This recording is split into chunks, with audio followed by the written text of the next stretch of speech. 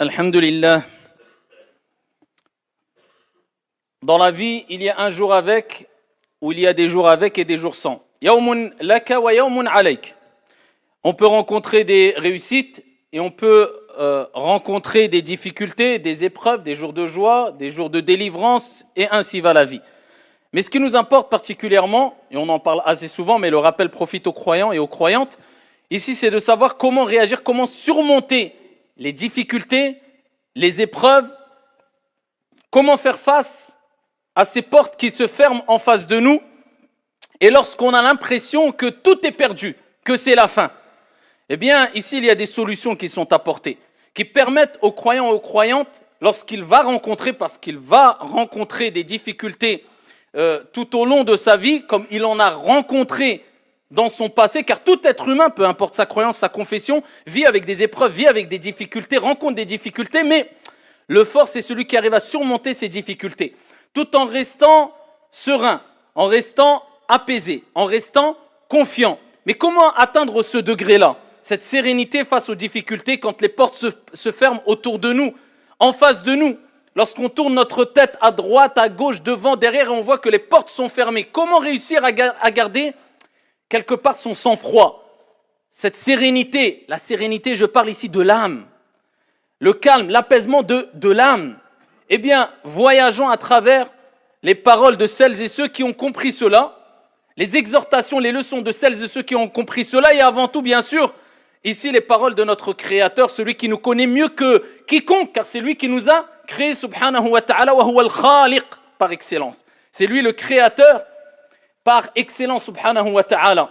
Alors la première des choses à savoir, c'est qu'il faut savoir que, ici, avant que, plus que cela, 50 000 ans, comme le prophète alayhi salatu wassalam nous l'a indiqué, avant qu'Allah crée les cieux et la terre, eh bien tout était déjà écrit. 50 000 ans avant que les cieux et la terre ont été créés, ton Seigneur tabaraka wa ta'ala a tout écrit. Alors au moment présent, nous avons le libre arbitre. Notre Seigneur tabaraka wa ta'ala te permet de choisir entre le bien et le mal. Tu as le libre arbitre. Si je veux maintenant, je lève ma main droite. Je ne veux pas, je la pose. Dieu m'a donné le libre arbitre. Donc ici, je suis responsable de moi-même. Je suis responsable de mes actes.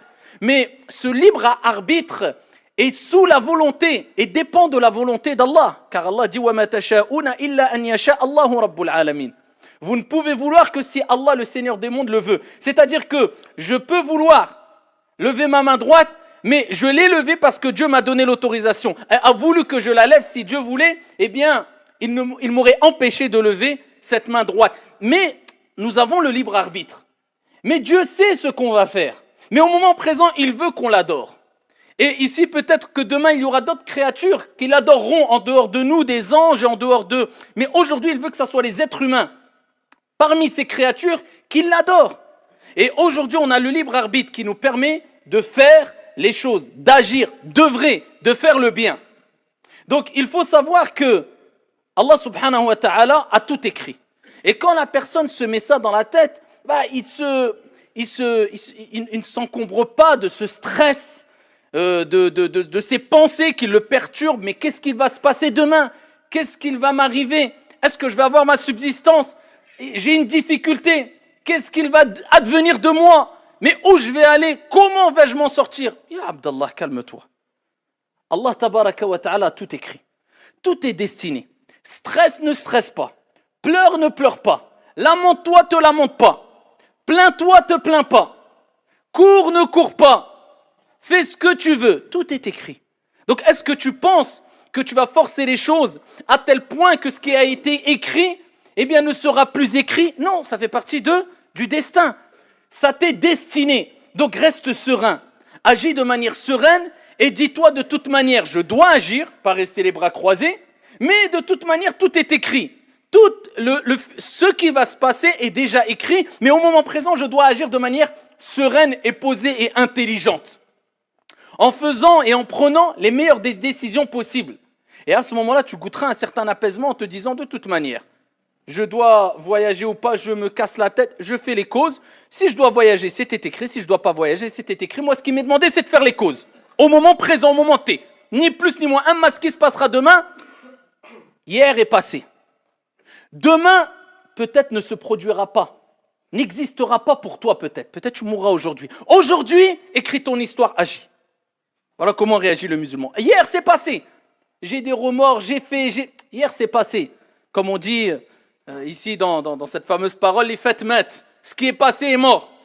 Demain, Allahu a'lam, oui, mais il faut que je construise, il faut que je fasse. Pourquoi tu stresses? Peut-être demain, tu ne seras plus là. Aujourd'hui, tu es là. Écris ton histoire, agis. Vis le jour. Vis au moment présent. Tu peux profiter de la vie. Profite de la vie sereinement, intelligemment, avec un cadre serein et religieux. Sois pieux, prépare ton au-delà. Aujourd'hui, demain, Allahu a'lam. Pourquoi tu stresses pour le lendemain? Tu as une difficulté. Eh bien, essaie de la surmonter aujourd'hui. Demain, peut-être qu'elle disparaîtra rapidement dans 3 jours, 4 jours, demain, après. Toi, vis ta vie au moment présent, au moment T. C'est ce qui t'est demandé. Et arrête de stresser en te disant, qu'est-ce qui va m'arriver? La yukallifu Allahu nafsan illa wus'aha. Allah ne donne pas à une âme une charge au-dessus de sa capacité. Ce que tu as, ce que tu vis, tu pourras le supporter. Car Dieu n'est pas injuste et Dieu veut ton bien. Al-Hassan al-Basri, rahimahullah ta'ala, disait, lorsque j'ai compris, c'est pas lorsque j'ai su. Parce que tu peux savoir, mais savoir ne veut pas dire comprendre. Et la compréhension passe par le savoir. Mais le savoir ne passe pas automatiquement par la compréhension. Parce qu'il faut savoir, mais ensuite il faut comprendre. Et beaucoup de gens savent, mais ne comprennent pas. Donc le fait de savoir, d'avoir du ilm, de la science, ça ne suffit pas. Parce que peut-être tu vas apprendre des choses par cœur, tu vas avoir un savoir, mais est-ce que tu l'as compris? Ça c'est la deuxième étape. Et même si tu l'as compris, l'as-tu appliqué?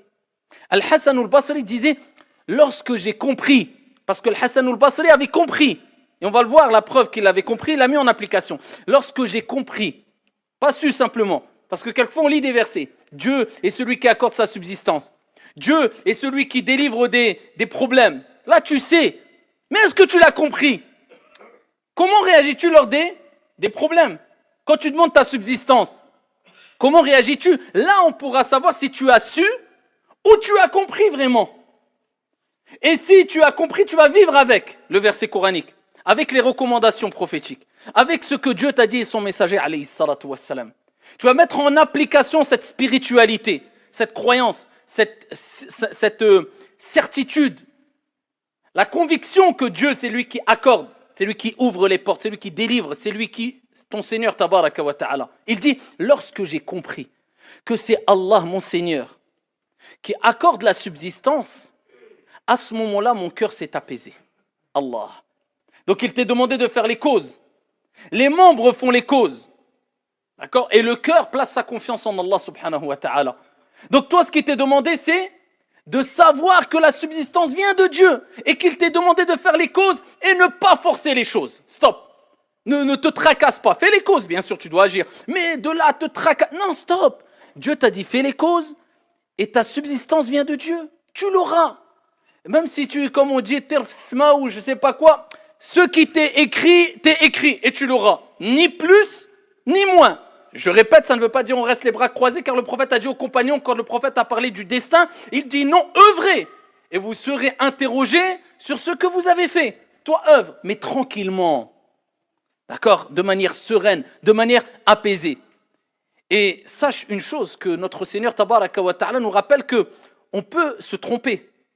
Et peut-être une chose peut te paraître bonne alors qu'elle est mauvaise. Une chose peut te paraître mauvaise, tu crois qu'une porte s'est fermée, c'est un mal, c'est un bien. Ça te motive encore plus à être plus serein. وَعَسَىٰ أَن تَكْرَهُ شَيْئًا وَهُوَ خَيْرٌ لَكُمْ وَعَسَىٰ أَن تُحِبُّ شَيْئًا وَهُوَ شَرٌ لَكُمْ وَاللَّهُ يَعْلَمُ وَأَنْتُمْ لَا تَعْلَمُونَ Allahu a'lam. Vous pouvez avoir de l'aversion pour une chose, vous pensez que c'est un mal alors que c'est un bien. Et vous pouvez aimer une chose, vous pensez que c'est un bien alors que c'est un mal. Allah sait, vous ne savez pas. Dieu te rappelle que, eh bien ici, qu'est-ce qui est en face de toi? Remets-toi-en à Dieu. Pourquoi? Parce que tu ne sais pas vraiment, de manière profonde, où est le bien, où est le mal. À première vue, de manière apparente, ça c'est le bien, ça c'est le mal. Par exemple, quand tu veux entreprendre une affaire, acheter un véhicule, te marier, voyager. Mais est-ce que tu sais vraiment que ce voyage est bon pour toi ou pas? À première vue, oui. Mais fais la prière de la consultation. Remets-toi-en à Dieu, celui qui connaît Al-Ghaib. Celui qui connaît l'invisible, qui connaît le futur, qui connaît ce que tu ne connais pas.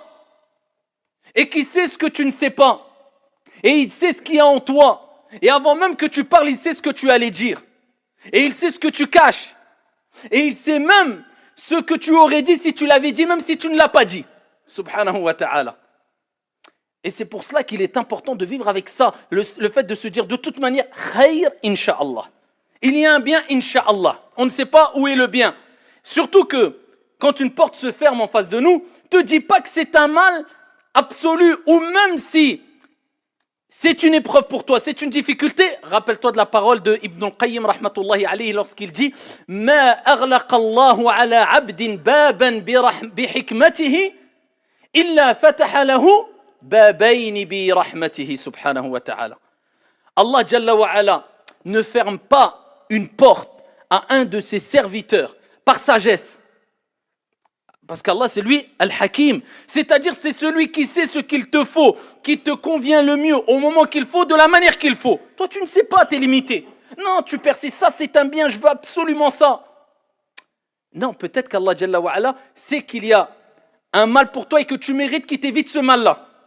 Donc, il te ferme cette porte. Ibn al-Qayyim disait, aucun serviteur ne se voit fermer une porte par Dieu devant lui de par sa sagesse. C'est-à-dire, il n'y a aucun serviteur à qui Dieu ferme une porte de par sa sagesse, subhanahu wa ta'ala, sans qu'à côté Dieu ne lui ouvre deux portes de par sa miséricorde.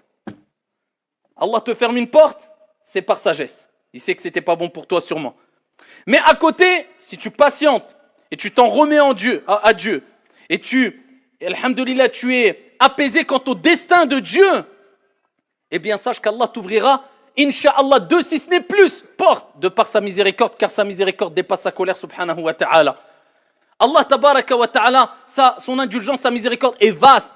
Donc n'essaye pas de forcer les choses. Et wallah, par Allah azza wa jal.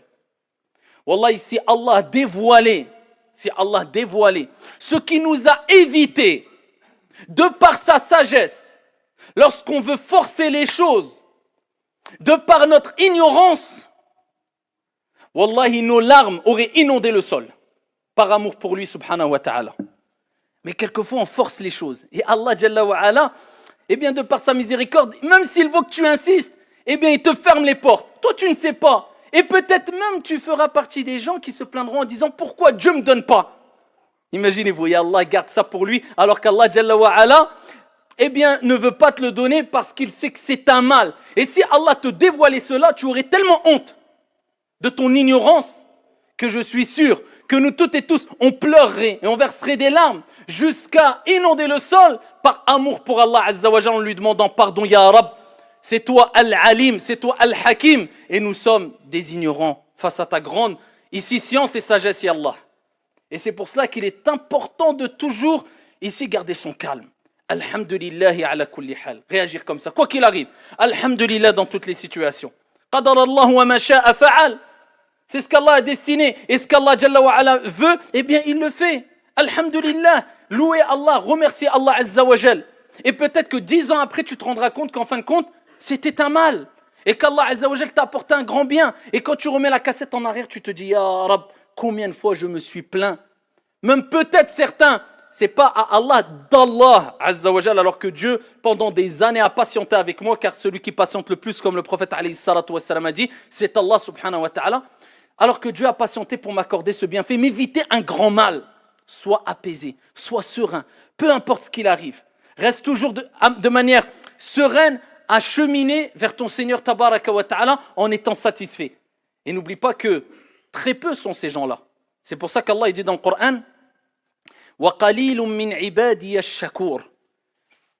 Il dit, et peu de mes serviteurs, peu, ce n'est pas beaucoup, peu parmi mes serviteurs sont reconnaissants. C'est-à-dire que beaucoup sont ingrats. Et combien sont ingrats? Alors on regarde tout ce qu'on perd autour de nous, mais on oublie tout ce qu'on a gagné, tout ce que Dieu nous a donné, c'est même pas autour de nous, ne serait-ce que sur nous, dans notre corps.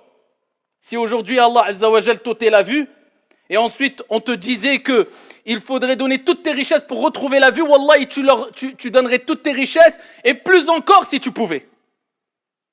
As-tu déjà dit Alhamdulillah, Ya Rab, merci Allah pour m'avoir accordé la vue alors que beaucoup n'ont pas la vue? Non, à part cela, nous, qu'est-ce qu'on fait? Eh bien, illa man rahim Allah, toute la journée. Mais pourquoi? Comme si quelquefois on voulait remettre indirectement la faute sur Dieu. Mais tu as oublié que tu as le libre arbitre et le mal qui t'arrive, c'est toi qui l'as provoqué de tes propres mains. Comme le bien qui t'arrive, c'est toi qui le provoques de tes propres mains, ya Abdallah. Pourquoi remettre la faute à ton Seigneur, sur ton Seigneur, tabaraka wa ta'ala, alors qu'Allah Jalla wa ala veut ton bien. Et Allah n'a pas besoin de toi. Et Allah t'a évité beaucoup de mal tout au long de ta vie. Mais, وَقَلِيلٌ مِّنْ عِبَادِيَ الشَّكُورِ, peu de mes serviteurs sont reconnaissants.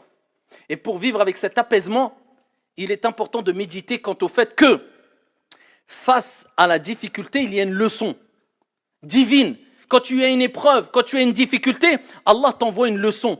Allah te parle. Lors des épreuves, quelque part Allah te parle. Allah te dit, oh mon serviteur, reviens.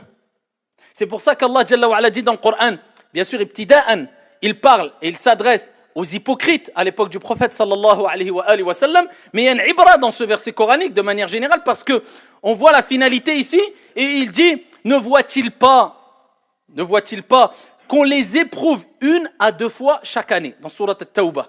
Ne voit-il pas qu'on les éprouve 1 à 2 fois chaque année, malgré cela, ils ne se repentent et ne se souviennent pas. Parmi les sagesses de l'épreuve, c'est quoi? C'est pas un mal. C'est Dieu qui te donne un électrochoc. C'est Dieu qui t'appelle. C'est Dieu qui t'invite à revenir vers lui, à te repentir. Donc l'intelligent, celui qui se souvient de cela, eh bien se repent et se dit, Allah m'a envoyé un message. Donc c'est quelque part Dieu qui a pensé à toi. Il ne t'a pas oublié. Pourquoi? Parce que quand on a une épreuve, eh bien on a tendance à laisser toute cette vie d'ici-bas d'un côté et se retourner vers Allah subhanahu wa ta'ala, lever nos mains vers le haut, comme si on disait, ya Allah, en fait, il n'y a de vrai que toi. Et seul toi peut m'assister, peut me secourir. Eh bien, on dit, ya Rab. Mais quand on est noyé dans les réussites, dans les bonheurs, dans le succès, eh bien, on a tendance à oublier Dieu. Donc Dieu, il te dit, attention, ne m'oublie pas. Tu n'es ici-bas que de passage. Profite de ta vie, mais ne m'oublie pas. Peut-être tu t'es écarté trop parce que, ibtida'an, je vous ai dit en premier lieu, ce verset est descendu pour les hypocrites, pour ici les rappeler à l'ordre. Regardez bien que c'est des hypocrites, Dieu les éprouve, mais pourquoi? Certains mufassirun ont dit c'était par la faim, par la misère, c'était pour qu'ils reviennent. Dieu leur dit, les inviter à revenir, à se repentir. Donc toi, quand tu as une épreuve, si tu n'as pas compris l'épreuve comme une purification, comme étant une purification, et un message divin, afin que tu reviennes vers le divin, vers ton Seigneur, tabaraka wa ta'ala, eh bien tu n'as pas répondu à l'appel d'Allah, tabaraka wa ta'ala. Tu n'as pas compris le message divin, tu n'as pas compris la leçon, ya Abdallah. Allah, quand il parle d'eux, il dit, malgré cela, ils ne se repentent ni se souviennent. Voilà pourquoi il faut prendre cela comme une exhortation venant de ton Seigneur tabaraka wa ta'ala avant que, eh bien, tu encours une punition divine dans l'au-delà. Et après, tu n'auras peut-être pas d'excuses parce que Dieu te dira, je t'ai envoyé des messages. C'était pas pour t'éprouver gratuitement, mais c'était pour que tu reviennes. As-tu compris ces messages, oui ou non? À toi de te poser la question, j'ai été éprouvé. J'ai compris ou pas? Je me suis repenti ou pas? J'ai compris que peut-être, oh là là, ça c'est un message et peut-être c'est le dernier message. Allah a dit, n'ont-ils pas vu qu'on les éprouve? Pas 1 million de fois, 1 à 2 fois par an. 1 à 2 fois par an. Et en général, regardez souvent quand on s'écarte, on a une épreuve. On a une grosse difficulté. Certains le prennent comme, oh pourquoi Dieu me fait cela? Dieu ne m'aime pas. D'autres disent, Allah me rappelle à l'ordre, Allah pense à moi, Allah m'aime. Parce qu'Allah Azza wa Jal me rappelle qu'il faut que je revienne. Donc l'épreuve doit être prise d'une bonne manière. Et la deuxième des choses à retenir, eh bien c'est que Allah nous rappelle dans le Coran, فَإِنَّ مَعَ الْعُسْرِ يُسْرًا. Et il répète encore Allah. Il ne dit pas une fois. Hein. إِنَّ مَعَ الْعُسْرِ يُسْرًا. À 2 reprises. Il dit Allah subhanahu wa ta'ala, et certes, et certains traduisent en disant après la difficulté. Non, il n'a pas dit après. Il dit فَإِنَّ مَعَ, avec. Il n'y a pas de difficulté sans que celle-ci ne soit accompagnée d'une facilité. Mets-toi ça dans la tête. Il n'y a pas de problème sans qu'il n'y ait de solution. Mets-toi ça dans la tête. Et rien n'est dur pour Allah et rien n'est impossible. فَإِنَّ مَعَ الْعُسْرِ يُسْرًا. Et Allah répète une deuxième fois, Inna ma'al usri yusra. Et certes, avec la difficulté, il y a une facilité. Donc quand tu sais ça pertinemment et tu as compris ça, tu dis, écoute, peu importe ce qui m'arrive, il m'est arrivé une difficulté, une épreuve, et obligatoirement, c'est une promesse divine, c'est une parole divine. Sadaqallahu al-azim. Allah certes a dit vrai, il y a dans cette difficulté une facilité. Et c'est pour ça que le prophète alayhi salatu wassalam, il disait avec la difficulté ou avec inna al-faraja ma'al karb, c'est-à-dire la délivrance vient avec la pénibilité, avec la souffrance. C'est comme cela, quand tu sais qu'il y a une épreuve, une souffrance, sache que la délivrance est proche. C'est comme cela.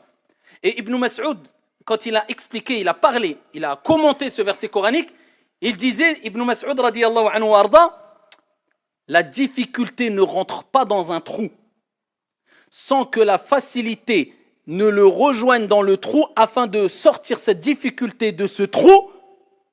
Et il dit, Wallahi, jamais deux facilités ne pourront être vaincues par une difficulté, car Allah Azza wa Jalla a dit à 2 reprises, Fa inna ma'al usri yusra, inna ma'al usri yusra.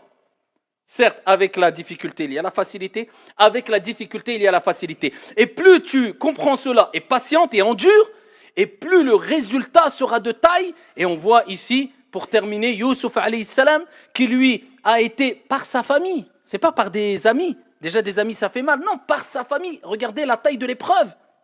Sa famille, ses frères, qui l'ont pris alors qu'il était jeune. Et ils l'ont jeté. Mais c'est pas dans la rue. Imaginez-vous les histoires émouvantes qu'on peut entendre aujourd'hui, des gens qui ont renvoyé leur frère ou leur mère de la maison, les ont laissés dehors. On est choqués, ça nous... Non, ils l'ont pris, l'ont jeté dans un puits. Ils voulaient le tuer. Ils ont menti sur lui. Ils ont dit qu'il a été dévoré, comme vous le savez toutes et tous, par un loup, etc. Ensuite, on l'a vendu pour rien du tout à une caravane qui passait. Ensuite, il s'est retrouvé dans un palais. On l'a accusé comme quoi il a voulu avoir des relations avec une femme alors que c'était faux. Et comme il a persisté avec véracité quant au fait que non, il n'avait pas voulu commettre az-zina, la fornication avec cette femme-là. Ils ont dit, tu es un menteur. Et ici, ils l'ont jeté en prison. Il a patienté en prison. Mais imaginez-vous, là, on le cite comme cela. Mais si on entend une histoire comme ça, on se dit, mais réel comme ça, à notre époque, on se dirait, c'est quelque chose de... Eh bien, il a patienté. Et jamais il ne s'est plaint de Dieu. Il n'a cessé de patienter et d'attendre la facilité jusqu'à ce que ensuite il a été innocenté et voilà qu'il s'est retrouvé. C'était un prisonnier qui a été abandonné par ses frères, jalousé par ses frères qui ont voulu le tuer. Il s'est retrouvé après l'explication de rêve qu'il a faite et ensuite le roi l'a appelé pour expliquer des rêves, etc. Le résultat, il s'est retrouvé ministre de l'économie jusqu'à ce qu'il a contrôlé l'économie au sein même du palais où il a été accusé à tort et il s'est retrouvé en prison. Et ses frères sont partis le retrouver et ensuite ils se sont excusés, reconnus son honorabilité, ses frères ainsi que son père. Youssouf alayhi salam, fa inna ma'al usri yusra. Plus la patience est de taille et plus le résultat sera de taille. Le prophète alayhi salatu wassalam, à Taïf, des enfants lui ont jeté des pierres jusqu'à ce qu'il saignait, il était tout seul. Il a enduré, ils étaient que quelques compagnons. Pendant des années, il a souffert de faim, il a souffert il a répondu au mal par le bien. Pour qu'aujourd'hui, des milliards et des milliards de musulmans à travers les siècles, eh bien pour eux, la personne qu'ils aiment le plus parmi les humains, c'est Mohammed ibn Abdillah alayhi salatu wassalam. C'est ça, la récompense est de taille parce que l'endurance a été de taille. Donc vivez avec cela, afin de donner ce calmant spirituel à votre âme et afin de pouvoir surmonter les épreuves avec calme et sérénité. هذا وصلوا وسلموا رحمكم الله